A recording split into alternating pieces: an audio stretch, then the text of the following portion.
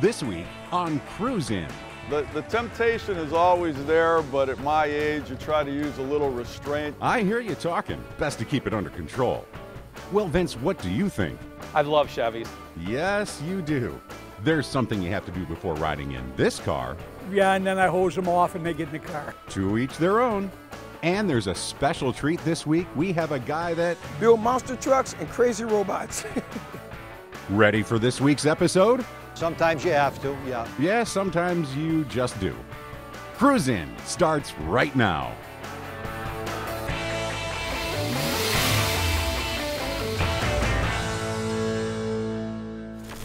Hi everybody, I'm Scott Miller and welcome to Cruisin'. It's a gorgeous day in Lake County, Ohio at Menor High School. Now we're here for a cancer fundraiser event called Cruise for the Cure. Now normally when you find me this close to a high school, chances are I'd be detained in the principal's office for some infraction. But today, I'll be on my best behavior. Let's go check it out. Well, it's Carolina blue, but it's almost baby blue. What's up? Yeah, it was, when I bought the car, it was that way. The original color is glacier blue, which is a couple shades darker. I found the car on eBay and I bought it from North Carolina. The guy was a big Tar Heels fan, so it's Carolina blue. Now, have you always been looking for a 69 or? Just, I like the A-frame. I like the GM A-body cars. So yeah, I like Chevelles, anything along those lines, yeah. Originally, that was 350 in the 69, correct? Yeah, this car originally had a 350 in it. That was replaced last year by the 454. Well, yeah, I mean, if you're gonna be powder or baby blue, I mean, you gotta be able to back it up some way. You got to. And that's what's under a cowl induction hood. Love the rally stripe right down the middle. What have you done to the car since you got it? I put the engine in it, I put a new tranny in it, I put a turbo 400 tranny, put a 12-bolt rear end in it with 356 gears. I redid the interior. I have a custom dash with all autometer phantom gauges, nice stereo system with a 100-watt amplifier. The seats are out of a Camaro. They're power seats out of a newer model Camaro. So a little more modern technology, going back to, you know, creature comforts, if you will. Yeah, I like to mix a little old with a little bit of the new. And when you're saying that you need a big stereo, well, 454 is going to put out a little bit of noise for you. Yeah. How do the two balance together? They fight each other a little bit? No, the stereo is really loud. Really loud. And did you get any looks from the neighbors, or? No, my neighbors kind of expect it from me. I'm a little respectful at home. You know, once I get out on the road, that's when I'll crank it up. How often does the car go out on the road? I like to take it out as much as possible. As long as it's not raining and the roads aren't wet, I'm out. So this is original body, original frame. What else on the cars come from factory? To the best of my knowledge, the back seat and the doors, all the body and everything has been replaced. So it was replaced prior to my purchase. Now, as a Chevy guy, have you always been a Chevy guy? I've loved Chevys.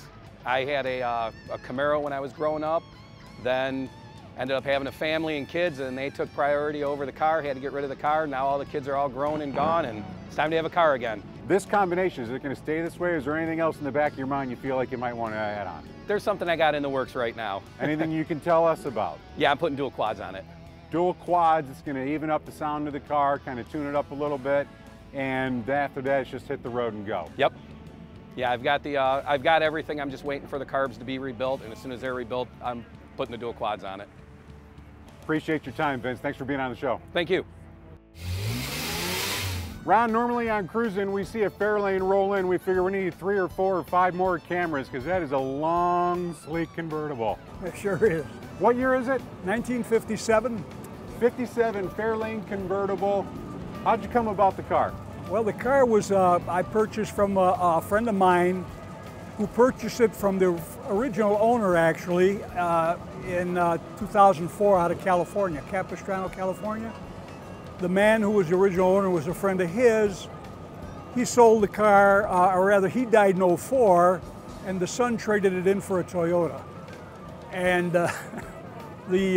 Okay, wait, just pause for a moment while our audience says, what? So he called the son and asked him about it. He said, what'd you do with the car? He said, I traded it in. He contacted Family Toyota in Capistrano, California, and they still had the car for a week. And he went right out there and purchased it. You're the third owner of the car. Exactly. All original, little handful of modifications. What have you done to it? When I got the car, it was just like this. Nothing was done on the exterior. The engine was filthy. Took it out, cleaned it. Didn't need anything done to it. Runs 312 with a 4-barrel. And the only thing I had done was the interior. Had the interior redone. What was the interior before you changed it to the white? The interior was black and white. Okay. Yeah, white inserts. Now this is a hydraulic bonnet up and yeah, it's everything's taken care of that way? Rag top, yeah. What is under the hood? What came out of the factory Under with that the hood is 57? a Y block 312, original engine with a 4-barrel. What made you gravitate towards the Fairlane convertible? I liked it. I graduated from grade school in '57, and you know when you're a kid, you spot a car, and you say, "Oh my God, you know that's going to be me one day." Yeah, why not? And how often do you take it out? Days like this. That's it. Doesn't go in the rain unless I get caught, or not in the winter. Stored all winter. Do you get a lot of requests? Hey, Ron, take me for a ride. Hey, Oh, Dad, yeah. Gramps. Oh man, the kids. I got 13 grandchildren, so I'm always taking somebody someplace for a ride. Ice cream, got to get ice cream. You know, so. And you let them have ice cream in the car, No, or do they have to no, stand, no. stand within 30 feet? Yeah, and then I hose them off and they get in the car. The front says, Charlotte, 1957, North Carolina. What's the story behind the plate? I had a 1964 Mustang I had built for my wife, and I went to the National Car Show in Columbus, Ohio. I was there 15 minutes and some man offered me a lot of money for the car and I sold it. How'd she feel about that? Very bad. Yeah? Was, I mean, divorce court right afterwards? No, I handed or her the just bag. a lot of I sleeping handed on her the couch? I handed her the money. So it got better. The Charlotte on there is her name. Well, she's a beauty, Ron. I'm so glad you brought it out today on such a beautiful day. This is definitely a top-down day, and thank you for being on Cruisin'. Thank you. My pleasure. Coming up, And just try to keep it in the gasser style. I think you've done just that. That's next on Cruisin'. Now, let's get back to Cruisin'. I want to hop in the back and have somebody drive me around. What a cool car. Thank you. How do you come about this? Well, Grandpa's been collecting cars since I was born. He had a 64 sky blue with a white top on it. Sold it, missed it ever since. And he's a Lincoln fanatic. This popped up at an auction over winter. Picked it up down in Florida. And that's how we acquired it. What's factory on the car, what's not, and as far as its owner history, what do you know about it? Everything on the car is factory, except for the CD player and speakers.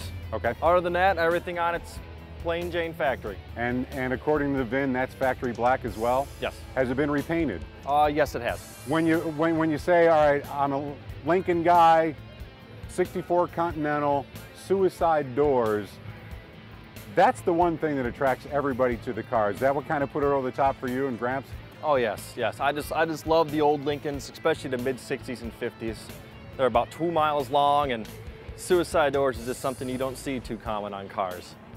As far as the interior goes, the dash looks fantastic, clean. You did add upgrade the audio. Yes. Has the headliner been replaced or anything Yes. else? Okay. Yes. What did the 64 come with as far as the power plant? 419. It's the Ford 419, and this is a factory AC car, is it not? Yes. And is it still everything good, working? It's functional. It's been converted over to R134. Works fine. It'll freeze you out of there. How often does the car go out? I mean, we're at a show, and is it? This is its first show. He bought it midwinter. It being so cold, it never really went out anywhere. So this is the first time it's been out driving around. A little rusty when I first pulled it out because it sat, but once she warmed up, she loves the cruise. And you get a little nervous saying, I've got a pristine 64 Continental here. You wish you had bumpers on the side of the car. When you're driving a 12,000-pound piece of steel, I'm not really worried at all. What about those occasions where you go, you know what, let's just take it out and see if we can turn heads? Oh yeah, Friday nights I'll spray wax her down, do a quick wash, and take her up and down the road just to go cruising. How many miles on the car? Since restoration, about 5,000. Obviously, you said you picked it up at an auction. You didn't do the restoration. You don't need a history on that? No, I do not. I do not know the history on that. My grandpa picked it up, just brought it back, and all I know is it's had about a nut and bolt restoration on it. Well, it looks good, and like I said, I'd love to hop in the back and have you drive me around, make me feel kind of important. Ralph, tell us about this Henry J. gasser. We don't do a lot of gassers on Cruise In. Well, it's a 1951 Henry J. First year that they made them 51 through 54. And this was a barn find that unfortunately I don't have the talent to do it, but I like to maintain it and show it. And I've added a few things to it. We changed the interior and added the moon tank and did a few other things to it. I mean, this is a streetable car. It's never raced? No. We drive it on the street and enjoy it very much. And yeah, the history goes back. This Henry J was a light car, and it was a cheap car, along with the Willies, the Henry J's. There was a lot of other models that the racers preferred to use for drag racing. And the gasser, they basically set that up for a weight transfer. So the car was lifted in the front, it already had the weight going towards the back. That's why they did that. Currently, they refer to these as a moon tank, and they're generally about 2 gallons or so. This now is just for decoration, and it is a cool and overflow tank now. You say it's a barn find. What have you done to it since you've got it besides the interior? I mean, have you had to tune the engine, do any modifications that way to, you know, street the car the proper way? Well, I've changed a few things as far as the wiring, like I say, added the moon tank, and just tried to keep it in the gasser style. When you're out riding in it and you're at a stoplight, somebody rolls up on you, is it a temptation to just hit it, or are they expecting you to go? The temptation is always there, but at my age, you try to use a little restraint. You'd think you'd know a little better by now, but there are so many thumbs up with this car, it's unbelievable. And how often do you take it out? Every chance I get. I have a few other cars, but this one is ready to go. When you got it, did it have the distressed paint the way that it is? No, the paint was exactly this way. And everybody asked, when are you going to paint the car? I said, somebody went to a lot of trouble to get it to look this way. And you're going to keep it that way. And we're going to keep it that way. So the future is, enjoy it. Yes, absolutely. Sun's still out, still a beautiful day. We're all Team Maya today to Cruise for the Cure at Menor High School. There's more to see on Cruise In coming up next. Now back to the Cruise for a Cure car show on Cruise In. Well, when Cruise In goes out to do a show, we always say, man, if we could just find a giant menacing robot with a giant menacing robot dog on a leash, that would make the show. And then we find Tim Willis. Tim, what do we got rolling here? Oh man, just a little fun here. A little fun and entertainment. By trade, you do what? Build monster trucks and crazy robots. That's your deal? That's what I do. And then you take them out and you find a great show, somebody calls you and says, bring them on out. And I'm there. I do a lot more too. I got a lot more trucks too. Start with a drawing, you start with an idea in your head, a friend says you should do this. A vision. A vision. I said, what would be cool? What would people like? What would I like? You know, what would be fun to build? It's about the fun. It can't be work. If it's work, then you don't want to do that. It's got to be fun. So I figured out what would be cool. I've been doing the big trucks and cars for so many years. So I say, it's getting kind of trendy now. So I said, I want to do something different. So I seen that movie come on TV, The Transformers. So I said, hey, that's cool. Now that's cool. You know? So I said, that's what I want to do. So I started making the big one right here. And it took a while. How tall is it? Yeah, 16'2". Yeah, 16 foot 2 inches. And it naturally has to have the companion dog, right? I built this 2 years ago, and then, you know, he kept looking sad because he was a one of a kind and everything. So I said, okay, man, okay. Do you want a dog? He said a dog, so. Tim, you're a heck of a craftsman. Thanks for being on the show. Hey, thanks for having me here. It's a pleasure. Fantastic. Valiant, Signet. What makes the car so rare? There was only 2,507 of the convertible models made in 1966. And so we don't know how many are on the road right now, but we're looking for documentation on it. Now, is there a way that you could verify that? I mean, is there like a Valiant Club or something else? I have found out that there were 2,507 online, looking it up and different things like that. And it keeps coming up, same number. So when it comes to camaraderie, you know, as far as your car, you're kind of like a little lonely existence there. Oh yeah, but that's what we look for in a car. We like a car that stands out. That everybody's got Chevelles, everybody's got Camaros. We want something different. Now, how'd you come about the car?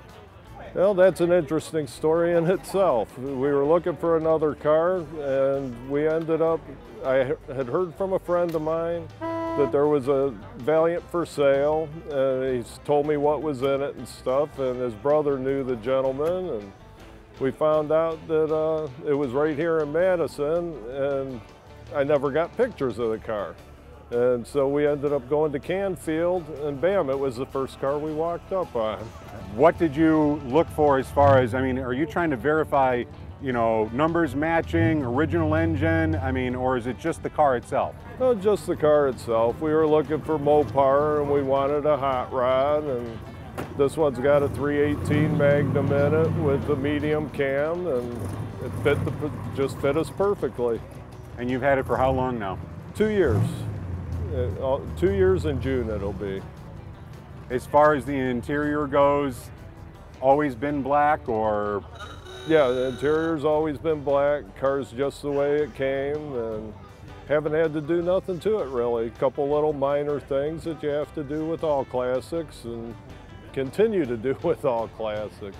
Well, as your solitary existence goes, at least around here, being one of the only guys that has the Valiant, it's a keeper from now on, right? Oh yeah, yep, this car will never go anywhere. Well, we're glad it came out here today. Well, yeah, well, it goes everywhere actually as far as that goes, but it'll never be sold. Brett, we appreciate you being on the show. Great, thanks, it's been awesome.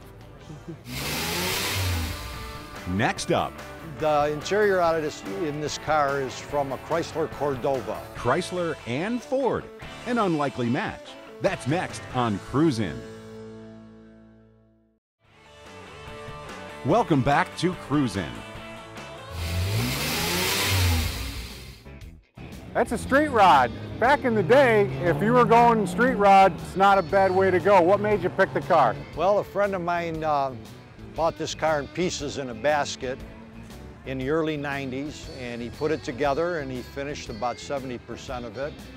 And he got tired of the project, and I took it over. I bought it from him. Most of the hard work is done. When you say pieces, I mean, what's original on the car? Just the sheet metal.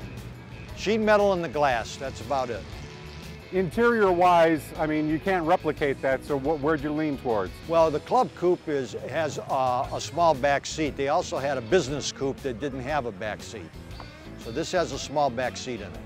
And you went with, is that custom or aftermarket? No, that's, the interior out of in this car is from a Chrysler Cordova.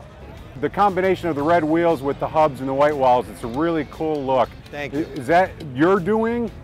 No, actually it was his, but if I was doing it, I would have done it the same way. As far as, you know, we're a little street rod, what's under the hood? What makes it go? There's a 5-liter Mustang engine in it. It's actually called a 5.0 HO motor. It has a mild cam in it, punched out 30 over, aluminum intake, 600 CFM carb, headers. Dashboard? Dashboard's original with new gauges. Obviously, you've got a little mild cam, you got a little juice under the hood. Any burning rubber? Well, we don't shred tires with this thing, but it'll scoot if it has to. And you find some of the younger guys, they roll their eyes at it and think, oh, old man's got an old car. You ever show them what's to for? Sometimes you have to, yeah. Sometimes you got to correct them. That's right. And the car goes out how often? During the summer, quite a bit. I like to go to a lot of the cruises that are further away from home, that are once a year, opposed to the every night of the week cruises. And it's very dependable. We're not afraid to drive it anywhere, go anywhere we want with it. It goes far out. It's just for an opportunity to actually just drive the car. It's not that you're trying to show it off to anybody new. Right. It's just the pleasure of driving it. Love being in it. Well, we appreciate you being on the show. Gorgeous Thank you car. very much. Appreciate you picking my car.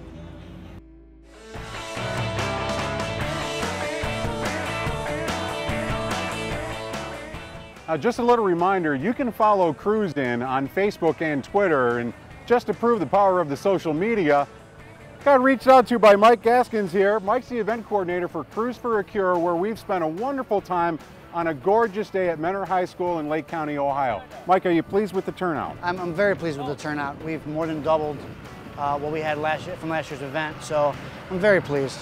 Now, the nature of the event, we're doing a little fundraising for a little girl named Maya.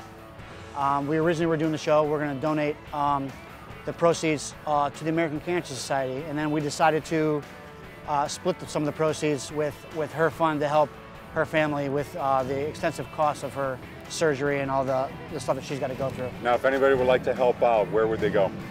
They can. Maya has a GoFund account set up on Facebook.